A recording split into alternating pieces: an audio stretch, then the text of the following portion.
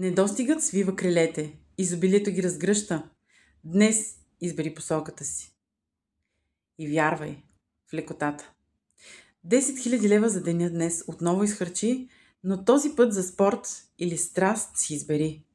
Представи си как си купуваш най-добрата екипировка или се записваш на специализиран курс или си позволяваш пътуване посветено на хобито ти. Не забравяй, всеки ден харчим парите за нещо ново. Недостигът и изобилието са диаметрално противоположни начини на мислене. Недостигът включва песимизъм, ограничено мислене, съпротивление срещу промяната и егоизъм, докато изобилието носи оптимизъм, мащабно мислене, приемане на промените, растеж и вяра, че светът е изграден от неограничени ресурси, достатъчни за всички. Днешната задача е да определиш своя кръг, поне 20 до 50 човека около теб и техният начин на мислене. Спомни си мъдростта, кажи ми кои са ти приятелите, за да ти кажа какъв си.